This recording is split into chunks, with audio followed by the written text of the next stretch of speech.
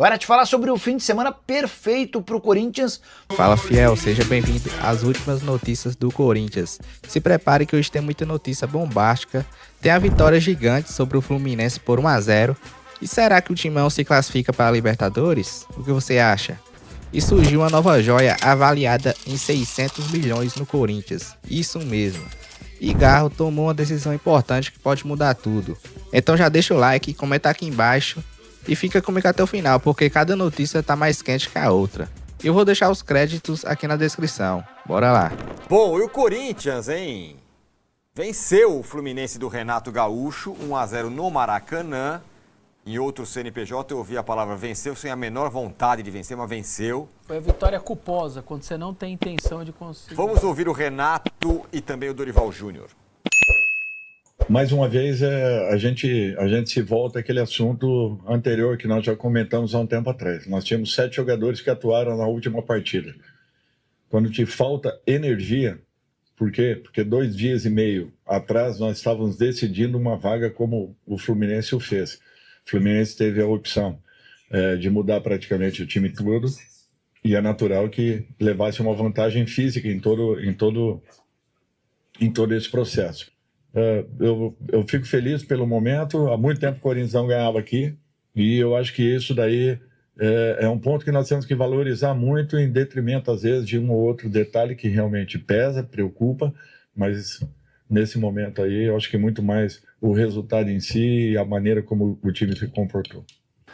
Não adianta ficar repetitivo aqui toda vez, não adianta, a gente tem que segurar alguns jogadores, na maioria deles, ou todos, porque a cada 3 dias nós temos um jogo. Não vou perder ninguém, senão os achar, o Renato está dando sempre a mesma desculpa, que não é desculpa, é uma realidade, é um fato. O Fluminense é o único clube que está disputando 3 competições. O Fluminense não vai ganhar todos os jogos. Agora, não é porque nós perdemos que eu não vou elogiar o meu time. Faltou um pouco mais, sim, faltou até por causa do entrosamento entre eles. Mas não faltou a entrega do time. Faz parte, a gente enfrentou, jogamos, infelizmente nós perdemos o jogo. Muito bem. Tá aí o Renato e o Dorival falando. Vessa, 1-0, não foi exatamente um bom jogo, mas um grande amigo meu falou assim, olha, olho no Corinthians, porque ele está numa situação confortável, está na semifinal da Copa do Brasil, que vai ser só lá na frente, enquanto isso, não vai cair no Campeonato Brasileiro, vai pingando pontinho aqui, pontinho ali, vai brigar pelo G6 de novo. G6... Eu acredito que ele tem time para isso e agora deu uma acalmada também politicamente e tal. Nunca se sabe até quando, mas deu uma acalmada. Foi um jogo muito ruim, né? Um jogo de assistir muito ruim. E não era para menos, né? O Fluminense entrou com 10 dos seus 11 titulares fora, ou seja, 10 reservas. Só o Fábio jogou. E o Corinthians jogou sem 6 dos seus 10 titulares de linha. Só o Hugo Souza, mais toda a defesa. Os 6 do meio para frente eram reservas. Então estava fora Carrilho, Martínez, Ranieri, Garro, Memphis e Yuri. Então o Corinthians chega a terminar o jogo, chegou em determinado momento com 3 laterais esquerdos no jogo e com o Hugo de volante, o lateral que não jogava há 4 meses, voltou lá e ajudou como volante. Então você termina os 2 times muito esfacelados, com jogadores até desconhecidos ali do Fluminense, ou do Corinthians também, como... Aliás, o menino André, que entrou bem, primeiro jogo dele, o menino da base, que eu vinha elogiando ele nos treinos e tal, mostrou personalidade, acho que vai ter chance de dar uma continuidade. Poderia ter saído de um lado e para o outro, e provavelmente a hora que saísse o primeiro gol, acabava o jogo, seja de um lado ou do outro, e sai esse gol. Também um pouco de sorte, né? Porque o Mateuzinho põe na área, mas essa bola é sempre muito... complicada, porque o goleiro deixa para o zagueiro tirar, o zagueiro acha que o goleiro também vai pegar e ela não entra. A gente já viu 1 milhão de gols assim no futebol acontecer e foram 3 pontos muito fundamentais para o Corinthians, que não ganhava há um bom tempo, como o Dorival disse no Maracanã. Aliás, não fazia nem gol, há 8 horas já jogando no Maracanã, 8 horas de futebol e não fazia gol no Maracanã, seja com o Flamengo ou seja com o Fluminense, é muito tempo, né? 8 horas de bola rolando e você não meter um golzinho é brincadeira, por mais que você seja contra o adversário, no Maracanã e tudo mais, é brincadeira.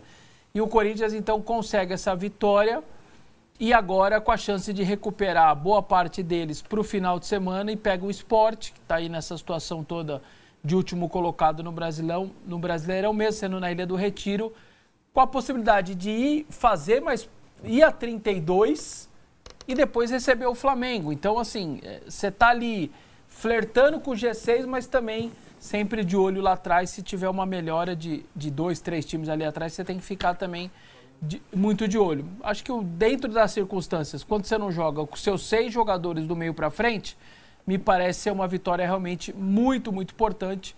E é aquela coisa, a banca paga e a banca recebe. O Corinthians fez bons jogos no Brasileiro, eu elogiei aqui, não ganhou.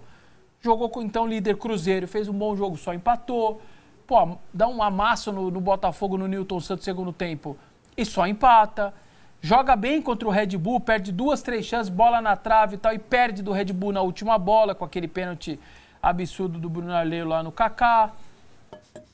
Ontem, sábado, não jogou bem, não era para ter vencido e acabou... Aliás, o primeiro turno também, quando eles perdem do Fluminense em Itaquera, não era muito para 2-0, quando eles perdem gols e tal, e aí o René, lateral esquerdo, pela primeira vez na vida, acerta um chute de direita de fora da área, põe no ângulo, e depois um pênalti bobo do Martínez ali, pisão no jogador do Fluminense, acaba no Arias e acabou o 2-0. Então o Fluminense também não era para ter vencido Itaquera e venceu, e foi meio que a volta aí do Corinthians, não era para ter vencido e acabou vencendo, mas em termos de tabela e tal, e de paz, também uma vitória bem fundamental pela rodada que ajudou.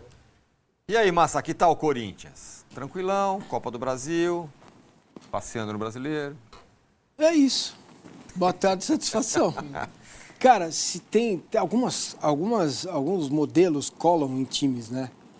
O Corinthians fugiu várias vezes desse modelo, não joga nada, ganha de 1-0 na sua história. Parreira, por exemplo, outros Time de 2000, né? Enfim, você tem vários times que fugiram desse padrão de média. A própria democracia corintiana, o time jogava muita bola, Sócrates, Casagrande, Renon, Ataliba e companhia. Era um time que jogava muita bola, jogava bem, jogava bonito. Mas isso aí, se você espremer, é um pouco a história do Corinthians, cara. Você coloca remendo de um lado, remendo do outro, 1-0 Corinthians, 3 pontos, Brasileirão acabou. E vai brigar para chegar na Libertadores. Cara, isso que o Massa tá dizendo, nas lives raiz e tal, não teve uma reclamação. Foi um dos piores jogos que eu vi na minha vida, mas não tinha ninguém reclamando. Se é outras torcidas, o mundo estaria caindo na cabeça mesmo. Mas é o Corinthians do Guinegão, do Viola, cara, do Casagrande. Foi né? leve fazer a live, assim. Parecia que tinha vencido por 4-0, dando show. Não, foi feio 1-0. Não tinha quase ninguém reclamando. Foi bem... Muito assim, o torcedor entende muito isso. Contratado pelo Vicente Matheus como Lero-Lero. Entendeu? Isso é Corinthians, cara. É puro suco de Corinthians. Então entendeu? acho que é um dos poucos clubes do Brasil, dos tradicionais, em que essa discussão de desempenho ela não entra muito. Não, ela não faz mal ao clube. Não faz mal ao clube, né? Não faz mal ao clube. Isso. Exato. Não tem essa situação. Tá tudo bem. É uma discussão mais atual, né? Também. Não era uma coisa, né? Tem gente que não basta só ganhar. Com o desempenho, como foi. É porque é pontos corridos. Não, mas o ponto, assim, uma coisa que o Ronaldo fala, assim, o Corinthians é capaz de não jogar bem e ganhar. Tem time que não é capaz. Tem time que não é capaz. E o Corinthians consegue fazer isso, não joga bem.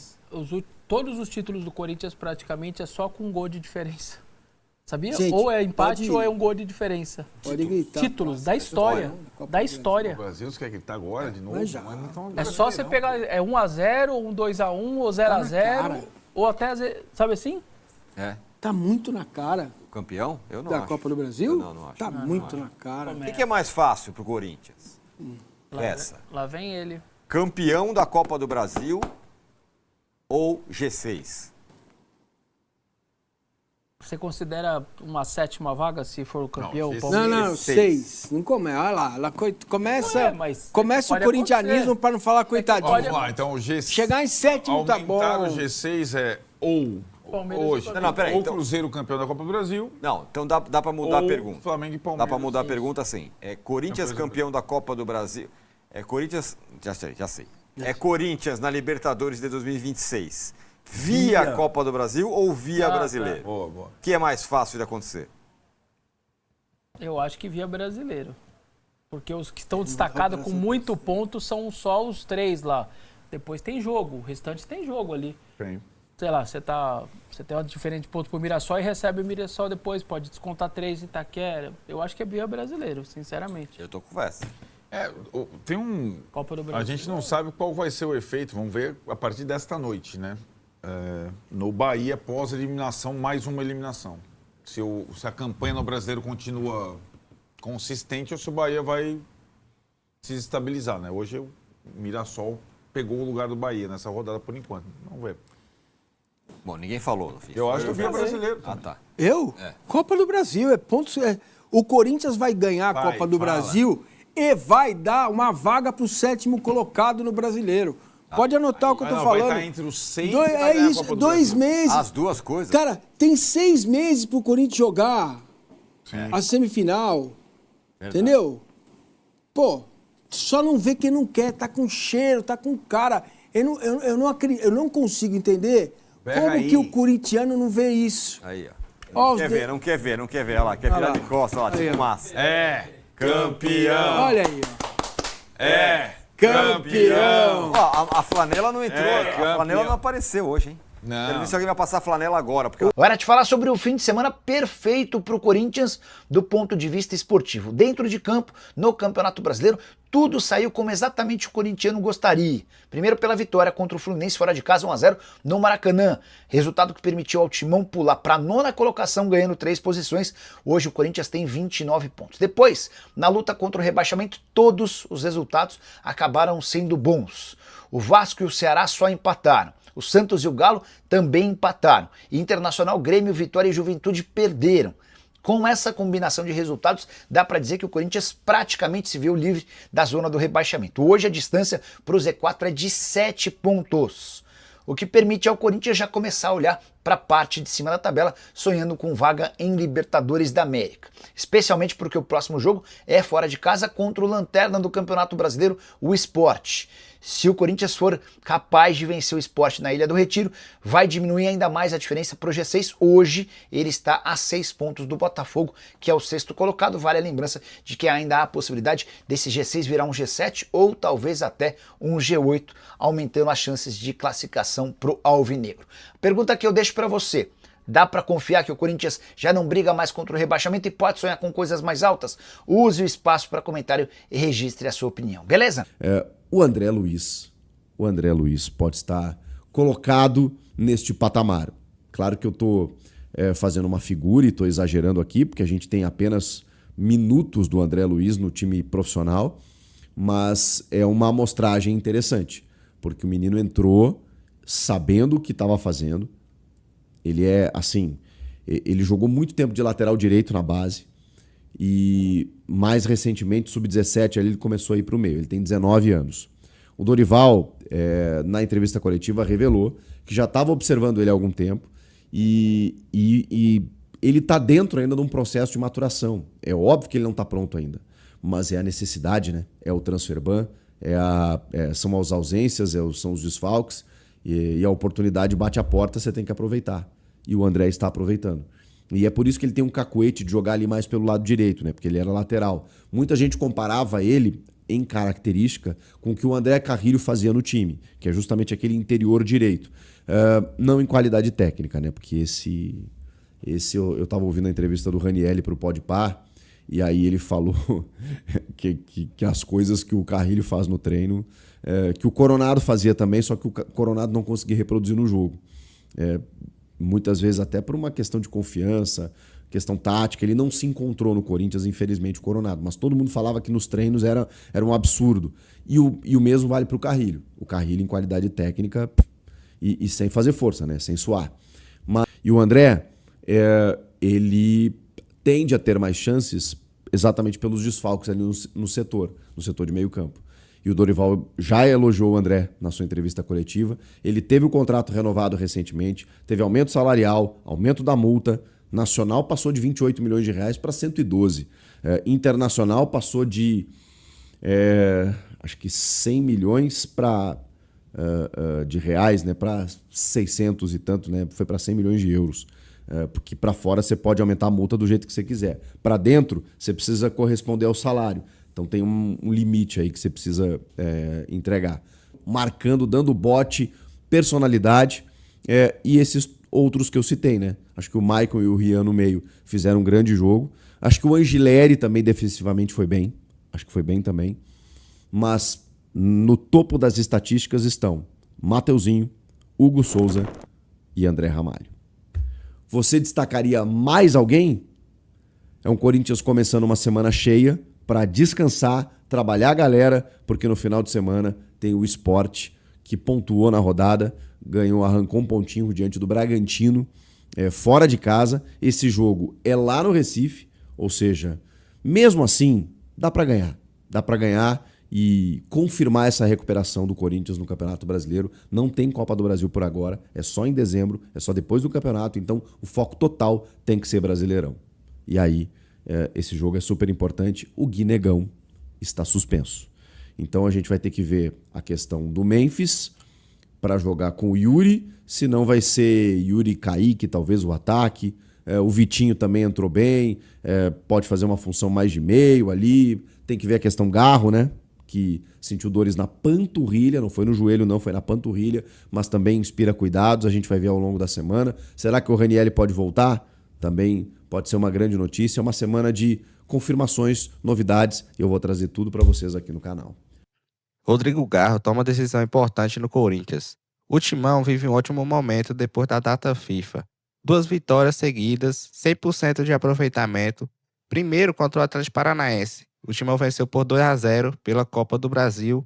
E agora venceu o Fluminense por 1-0, válido pelo Brasileirão. A defesa do Corinthians vem mostrando evolução com o Dorival Júnior. O próprio André Ramalho destacou isso. E os números não mentem. Não sofremos gols nesses 2 jogos e já estamos garantidos na semifinal da Copa do Brasil. Mas a notícia que mexeu nos bastidores envolve o meia Rodrigo Garro. No aquecimento contra o Fluminense, ele sentiu a panturrilha e ficou fora da partida. Foi até flagrado cabisbaixo depois do jogo. E aí veio a informação revelada pelo jornalista Samir Carvalho. O Rodrigo Garro decidiu que não vai mais entrar em campo, jogando no sacrifício. Ele já tinha feito isso em 2024, quando o Corinthians brigava contra o rebaixamento, e isso acabou deixando sequelas no joelho. Agora, a ideia é priorizar a saúde para não ficar fora por muito tempo. Ou seja, Rodrigo Garro só deve voltar no domingo, contra o Sport, se estiver realmente recuperado. Se ainda sentir dor, vai segurar. E sinceramente, acho que ele está certo. O Corinthians precisa dele inteiro, decisivo e não correndo risco de agravar lesões. Afinal, com a classificação já garantida na Copa do Brasil, o foco total agora é no Brasileirão. E precisamos dos nossos principais jogadores 100%. E aí, Fel, o que você acha? Deixa sua opinião aqui nos comentários.